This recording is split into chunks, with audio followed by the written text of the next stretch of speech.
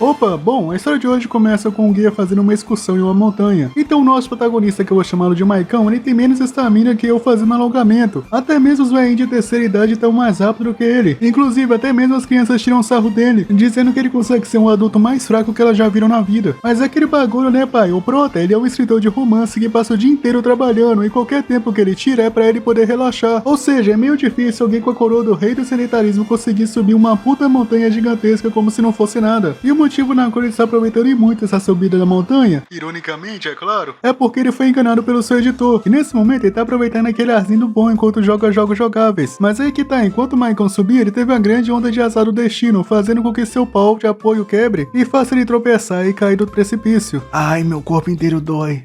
Espera, eu não tinha caído do penhasco? De repente, o Prota se vê simplesmente amarrado, enquanto tem uma fã com deficiência de roupas que está babando em cima dele. E sim, ela queria comer o protagonista no sentido literal das coisas. Pelo visto, o butico do Maicon não vai ser perdoado. Mas felizmente ela consegue voltar a si, até porque não importa o nível de fome pra ela, que ela esteja, ela não é tão baixa a ponto de devorar alguém da mesma subespécie. Mas eu não sei não, viu? Essa furry aí tá bem diferenciada. Eu tô começando a achar que compensa ser furry. Só que não, né? Em resumo, o Maicon é uma vila lotada de furries que caçam animais pra degustarem. E essa aldeia é basicamente uma sociedade primitiva. Enquanto o Prota tenta desenrolar alguma conversa mesmo sem entender nada, o chefe da vila aparece perguntando o nome do Maicon e onde ele é. Mas tem bastante problema nisso, pois o Maicon não reencarnou com o sistema de tradução de início. Então ele não tá entendendo absolutamente nada que esses caras estão falando com ele. O cacique chega a pensar que o Prota deve estar com medo, por isso ele não tá respondendo nada o que ele pergunta. Mas né, é meio difícil responder quem não entende. Mas ainda assim, de alguma forma, eles conseguem levar o Prota até o xamã da região. E no caminho pra lá, o Maicon começa a ver e pensar como caralho isso aconteceu. Ele simplesmente não consegue botar na cabeça que foi reencarnado em Isekai. Pra ele é mais fácil o pinguim usar uma AK-47 do que isso acontecer. Então ele resolve analisar a situação com calma e maestria. Ele percebe que é bem complicado tentar fugir dali à primeira vista, já que parece ter bastante animais perigosos ao redor. E também os que estão ali só olham pro Maicon com um olhar de curiosidade, sem a mínima intenção de querer degustá-lo. Daí o chefe aponta pro Maicon entrar na tenda do xamã. E lá dentro dessa tenda, ele vê uma rabuda esquisita, um lobo de barba, um chifrudinho e um pombo maquiado. Na moral, esse é o quarteto mais esquisito que eu já vi na vida. E o chifrudinho, na realidade, ele é o próprio xamã. E assim que o Maicon chega um pouco mais perto, o véio ativa um poder estranho, que acaba que faz o Maicon passar por umas alucinações meio zureta das ideias. Então ele começa a conversar com o véio dentro de sua mente, e lá esse véio simplesmente mete o Duolingo dentro da alma do Prota. E voa lá! Agora ele fala, foi ex.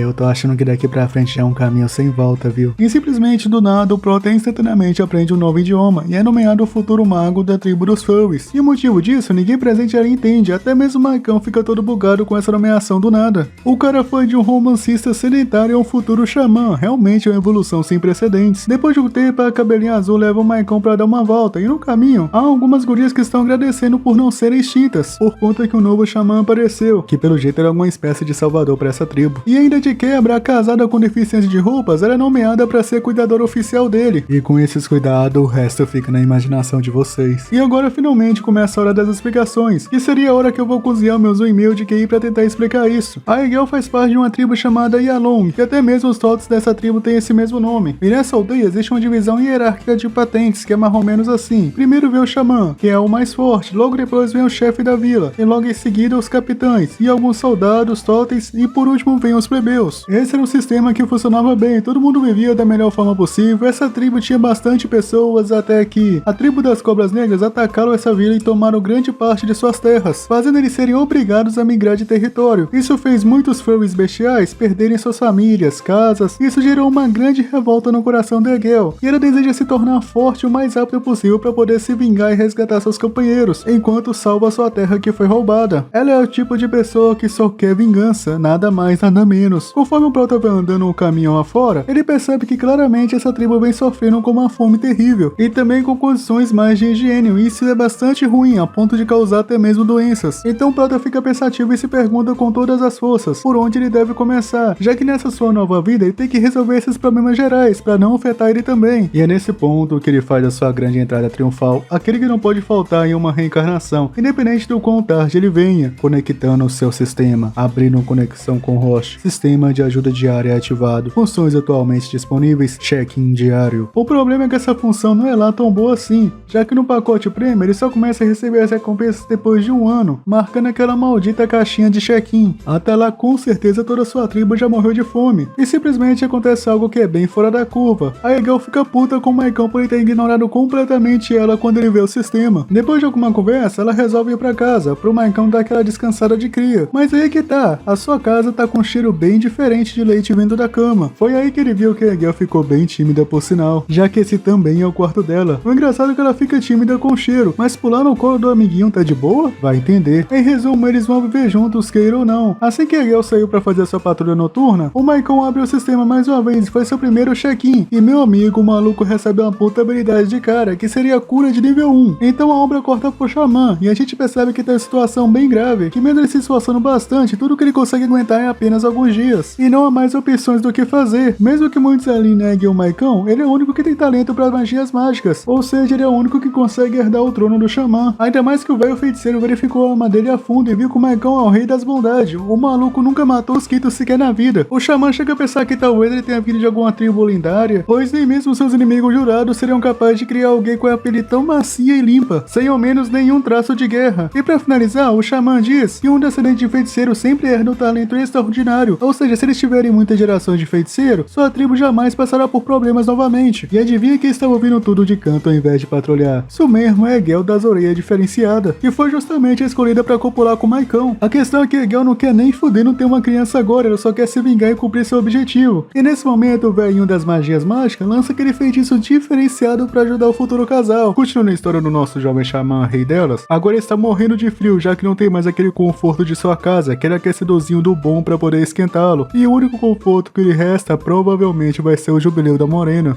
Eu acho que isso soa meio estranho. E o nosso Maicon, do jeito que ele já tá pensando, o maluco vai querer dar um jeito nisso, tampando esses buracos na casinha improvisada, pra não morrer de pneumonia, claro. Então ele pede ajuda a Egel, que está toda envergonhada ainda pelo fato dela ter que procriar com ele. E isso quase lhe custou uma coluna. Pelo menos mesmo com Egel estando de cara emburrada, ela ainda assim resolveu ajudá-lo. Conforme o Prota vai andando com a Egel dos cabelinhos azul pela vila em busca de palha, ele percebe que o estado da vila está bem crítico, com até mesmo as crianças dormindo no chão. Então o Maicon pergunta o porquê dessas crianças estarem dormindo ali. E ela diz que a maioria das pessoas nessa vila não tem nem casa, e até mesmo a pele de animal que é usada para se aquecer, ela é muito cara e valiosa, então é difícil de conseguir uma. Por isso mesmo eles têm que caçá-las. Felizmente essa situação se torna muito difícil para crianças, já que elas são fracas em defesa contra outros predadores. A Egel ainda diz pro Maicon para ele não se preocupar, já que ele é o xamã, ou seja, a vida dele é muito mais importante do que a de qualquer outro dessa vila. Mas pro Maicon não é bem assim que as coisas funcionam. Ele pega toda a palha que ele já havia recolhido e cobre as crianças, dizendo que ele não é nem um pouco mais importante que elas. Todos nessa vila têm a mesma importância. Caramba, Alec, que discurso, ele quase levantou a red flag na Egel falando isso. Algum tempo mais tarde, a equipe de caça chega com o javali e todos o recepcionam bem. A questão é que a carne aqui é dividida por patentes. A maior parte vai para os guerreiros da tribo e apenas uma pequena porção é dada aos reservistas e às crianças. E, infelizmente, as mulheres e os velhos geralmente ficam de fora dessa, só comendo ocasionalmente. Então eles têm que optar a comer fruta silvestre para matar o mínimo da fome. Ou seja, basicamente eles não ficam de barriga cheia praticamente nunca. Só que o maior problema daí é aí que tá. É a fonte de alimento, que depende exclusivamente do pequeno número de caçadores. E a quantidade que eles conseguem caçar e trazer é sempre aleatória e nada estável. O Brota até mesmo pergunta se eles não fazem algo como agrícola ou criar gado para abate, para poder estabilizar ao menos minimamente o alimento, para eles não passarem tanta fome assim igual estão passando. Mas aí que tá, a fome nesse lugar é tão intensa, mas tão intensa, que mesmo se eles optarem por fazer isso, à noite provavelmente a criação de gado iria ser roubada, impossibilitando da reprodução. E de repente o leão caçador aparece perguntando se o Prota era o novo parceiro da Egel, já que ele ainda não sabia que o Maicon havia se tornado um xamã. E quando eles percebem que o Prota é o herdeiro xamã, eles naturalmente começam a tratar o Prota bem, oferecendo até mesmo a carne mais valiosa. O Prota até mesmo pergunta a Egel se eles são sempre tão gentis assim, mas a resposta meio que surpreende. Ela diz que não tem como ninguém ali ser tão bom em tempos tão difíceis. Eles só estão fazendo isso porque o Maicon é o xamã, e a sobrevivência deles depende exclusivamente disso. Até mesmo a criança que estava morrendo de fome oferece a comida dela ao Prota, sem se importar com seu próprio estado. Quando a noite cai, em frente à fogueira, Egel pergunta por que o Prota não aceitou a carne que o guri deu a ele, já que pra eles é uma honra gigantesca oferecer comida a um feiticeiro. O Prota diz que isso não é algo pra se orgulhar, eles deveriam se preocupar só em viver bem e não em pensar em coisas assim. Afinal, todos ali são humanos, ou quase. Assim que a carne fica pronta, o Maicon percebe que a morena tá babando pela carne assada, então ele oferece um pouco a ela. À primeira primeira vista ela nega, mas acaba que ela mostrou seu verdadeiro lado feroz, estraçalhando 90% da carne. Com seus dentes não sobrou nem ossos. Essa aí tem uma boca bem nervosa, viu? Quando o Prota estava comendo, ele disse que o sabor dessa carne é bem forte por sinal, e que é uma pena ele não ter sal para deixar a comida mais saborosa. Mas aí que tá, a Morena tem um bocado de sal guardado, ele dá o pote, e ela ainda completa dizendo que esse é todo o sal que eles têm, já que depois da queda de sua tribo, isso se tornou muito difícil de conseguir, e felizmente ela ao menos conseguiu guardar um pouco, já que é uma tradição os guerreiros da tribo comerem sal, mas como ela é apenas uma oficial reserva, ela não precisa e diz pro Maicão que ele pode usar como quiser, mas depois de ouvir isso tudo, ele claramente se nega a usar o sal e devolve ela, já que ele se esqueceu que na sociedade primitiva o sal é um produto extremamente raro e caro, ainda mais com o fato que a Gel considera isso como seu tesouro, então é meio que difícil aceitar algo assim. Daí ele pergunta de onde vem o sal, e ela diz que vem de uma tribo chamada Cervo Leopardo, que fica a mais ou menos 10 dias de viagem. Dessa conversa ela é interrompida pelo pai da Egel, e ele diz a Maicão que o chefe feiticeiro está o chamando, ou seja, a hora finalmente chegou. Pelo visto, isso foi tão esperado que até mesmo a garota encapuzada tira o seu capuz para poder chorar nesse momento. E assim começa a segunda leva de explicação. Primeiramente, o feiticeiro local começa explicando que é um xamã, em resumo é aquele que herda o futuro da tribo e a orienta, por isso todos o chamam de feiticeiro e o tratam com o maior respeito possível. Nesse mundo, o poder do Totem é a base de qualquer tribo. Os totens que são herdados por cada tribo, eles são diferentes, somente o xamã é capaz de controlar e ativar esses poderes. O poder desses totens é capaz de ativar a marca de sangue no guerreiro de sua tribo, e os guerreiros totens são as pessoas mais fortes da tribo, logo depois do feiticeiro. Cada um dos guerreiros totens tem um grande potencial e uma energia interna gigantesca. No entanto, não importa o quão bom eles sejam em lutar, ou quanto eles se esforcem, ou quão genial a pessoa seja, ela não consegue evoluir naturalmente. Se não houver um xamã que controla a marca de totem no seu corpo para guiar o poder deles, eles nunca se tornarão mais fortes do que já são. Mas em resumo, enquanto houverem guerreiros experientes o suficiente para treinar as pessoas comuns, elas também se tornarão guerreiros totem, já que todas elas têm um poder dentro de seu corpo para ser ativado, independente do quão alto ou baixa sua classe social seja, ou até mesmo a sua espécie. E também as habilidades de um xamã não se limita só a aumentar a força de um guerreiro e treiná-lo, eles também podem criar domínios em diversas áreas. Os domínios são como pedras mágicas que somente de usar um pouco do seu poder você consegue ativá-las, e essas áreas de domínios têm diversas funções, como por exemplo magia de envenenamento, ou bênção da força, velocidade, agilidade, etc. Em resumo, é só o Maicão fazer uma runa na pedra que tem uma infinidade de coisas na qual ele pode ativar. Isso também significa que as habilidades de um xamã devem ser um segredo para evitar ataques de um clã inimigo, pois mesmo que o xamã se torne extremamente admirado pela sua tribo, isso acaba virando uma faca de dois gumes, o deixando como um alvo fácil. Então finalmente se inicia a transferência de herança. Como o velho já estava quase indo de base, esse processo foi adiantado e muito, pois além do velho ter que passar os seus poderes para a próxima geração, a sua vida também é passada, ou seja, infelizmente o velho foi de base durante a transferência de poderes, mostrando a história de quando ele era uma criança, que ele estava tão desesperado, mas tão desesperado que ele resolveu realizar um tabu, que seria sacrificar sua própria saúde para ver alguma informação do futuro, usando a tão falada magia de adivinhação, e isso mostrou que no futuro iria aparecer alguém muito melhor do que ele para ser o xamã, e com isso foi se passando ano após ano, batalhas acontecendo, perdas, despedidas dolorosas, e mesmo assim o velho foi resistindo a tudo, até que finalmente o Prota apareceu, e ao mesmo tempo nesse último suspiro, o velho se despede desse mundo, no clima mais triste possível, deixando sua marca no protagonista, a marca que fez ele se tornar verdadeiramente parte desse mundo. E por algum motivo, após ele receber essa marca, ele desmaia e acaba acordando na tenda do xamã, e isso faz com que ele despertasse como um verdadeiro xamã daquela tribo, e pelo visto essa marca é algum tipo de script ou configuração, que possibilita usar os poderes do despertar. E bom, depois do Prota receber a herança do antigo xamã, sua visão melhorou e muito, até mesmo seu corpo parece estar bem mais forte que antes. Ainda de quebra ele ganhou uma nova categoria no sistema, que é poder mágico, que é o mesmo que seu poder espiritual, mas ainda assim o Prota parece estar bem fraco para poder utilizar 100% das habilidades do sistema que ele obteve, então tudo que ele resta fazer por enquanto é fazer o seu check-in diário. Daí ele reivindica tudo, o maluco parece estar jogando algum tipo de RPG 2D, e as recompensas que ele obteve dessa vez é uma faca de descascar frutas e um livro eletrônico de artesanato, e os bagulho que ele recebe é tão aleatório que o Prota não ficaria surpreso se caso algum dia ele recebesse algum rolo de papel higiênico usado. Após isso, o pai da Egel foi e aparece para chamar o Prota para morar na casa principal do xamã, que é onde morava o antigo feiticeiro antes dele ir de base. E já que a tribo agora precisa da orientação do Prota, não tem muito o que ele fazer além de se mudar para lá, já que o Prota finalmente aceitou que ele não é mais um nerdola sedentário que escreve novels, e sim um fudendo xamã de uma tribo de furries. Daí ele pergunta aos seus guerreiros como está a situação de carne da vila, e com isso o guerreiro leão diz que resta apenas o suficiente para compartilhar com os guerreiros da vila, já que devido à escassez de recursos é bem difícil suprir o consumo de 6 guerreiros reservistas, então eles só dedicam a carne àqueles que estão na linha de frente durante durante a guerra. E agora que vem aquele grande porém, por que só existe 6 guerreiros nas reservas e tão poucos no ataque? E o motivo disso seria que os antigos 26 guerreiros da tribo foram raptados e levados pela tribo inimiga. E em outras palavras, essa tribo é conhecida como a tribo das cobras negras. Durante o processo de migração, já que eles tiveram que fugir da batalha que já estava perdida, não se sabe mais se esses guerreiros estão vivos ou mortos. Então todas as informações que ele tinha foram que esses guerreiros haviam sido presos. O Prota até pergunta se tem a possibilidade da tribo das cobras atacarem rapidamente, mas até onde o Leão sabe, por enquanto eles não têm intenção disso, pois a tribo onde o Prota vive é bem árida e estéril, então não compensa muito tentar atacar ela. E já que leva menos de um dia para achar as presas e pelo menos 3 dias ou mais para pegar alimentos, o suficiente para toda a tribo, isso faz isso ser uma puta condição ruim e boa ao mesmo tempo. Já que é tão difícil obter alimentos, os inimigos não vão invadir, pois não vale a pena gastar recurso. E depender apenas da caça em um lugar assim é algo bem complicado por sinal. E já que existem alguns recursos que possam ser usados como moeda de troca, como tal, e aí que entra aquele livro inútil que o Prota ganhou, que na realidade é um livro de artesanato, que deu a possibilidade de fazer linho, e linho pode ser trocado por carne. Ou seja, essa seria a forma perfeita de gerar uma sustentabilidade mínima para essa tribo. Daí o Prota se decide como ele vai resolver esse problema com a carne. Então ele coloca todos os seus guerreiros locais para procurar uma grama específica para poder fazer o linho, ao invés de caçar carne, pois a troca é bem mais equivalente do que a caça, dado o território bem árido que eles ficam. Alguns dos soldados até chegam a reclamar, pois na cabeça deles não faz tanto sentido assim um guerreiro caçador que está preparado para caçar e lutar sair para procurar linho. E já que o Prota sabia exatamente como preparar o linho, a moeda de troca começa a ser finalmente preparada. Mas,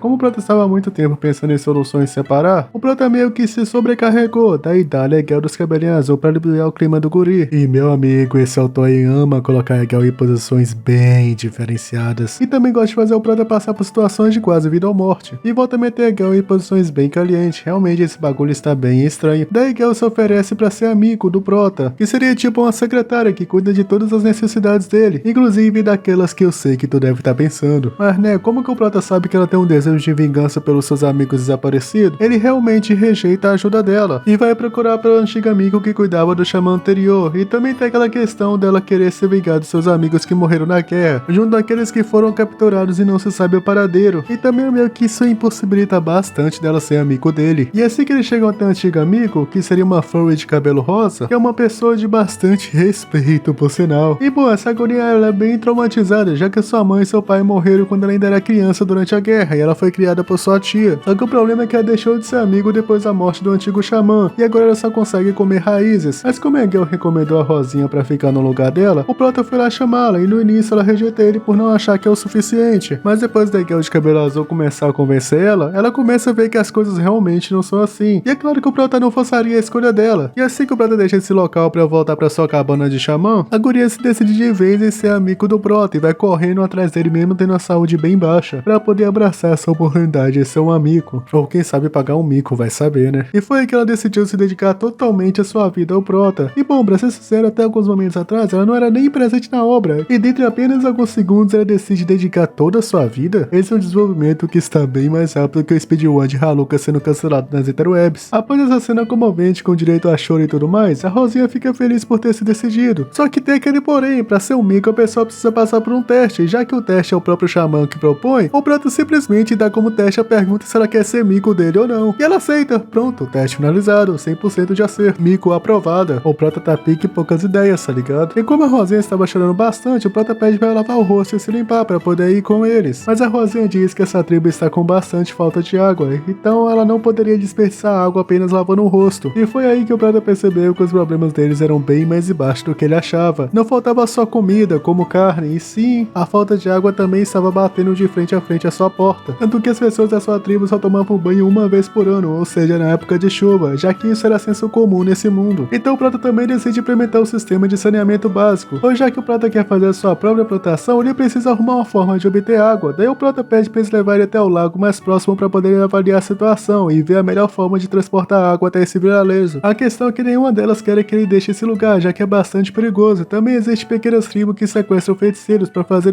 aquele ritual de herança, que praticamente faz o Prota perder todos os seus poderes e perder totalmente o controle da tribo. Então eles criaram aquela regra absoluta que o Prota não pode deixar a aldeia a não ser que seja absolutamente necessário. Ainda mais que toda a tribo depende dele para sobreviver e despertar. Então devido à insistência do Prota, elas decidem segui-lo até mesmo com o intuito de ver o que vai acontecer e proteger ele com suas próprias vidas. Inclusive, até mesmo surge um vigia do além olhando o Prota de longe para proteger ele sem que ele saiba. E quando a primeira criatura aparece, ela se revela catando esse bicho pelo pescoço. Mas na realidade, esse bicho que apareceu era apenas um dos guerreiros da tribo do Prota que estava buscando por ajuda, já que o cara de águia, que era da mesma tribo do Prota, tinha sido ferido em uma batalha. Então esse feral estava voltando para a tribo para buscar a ajuda do xamã para poder curar o cara de águia. E assim que o Prota chega rapidamente até o local onde o cara de águia estava ferido, ele salva ele usando sua cura de level 1. Inclusive essa cura leva bastante energia do Prota e tem que fazer ele descansar para poder se recuperar, já que o Prota tem baixa energia no corpo para poder usar para cura, ou seja, isso é algo que é bem difícil para ele tancar por sinal. E o motivo na qual o cara de água tinha se machucado, mesmo conseguindo voar insanamente alto evitando a maioria dos ferais da floresta, seria por conta dos lobos de presa, que é uma raça mista que consegue atirar espinhos a longa distância. E isso feriu o cara de água menos estando lá em cima e o derrubou no chão. E bom galera, por hoje é só e o vídeo vai ficando por aqui. Se gostou, deixa aquele like aí embaixo, maceta ele bastante e é nóis galera, valeu, falou e fui!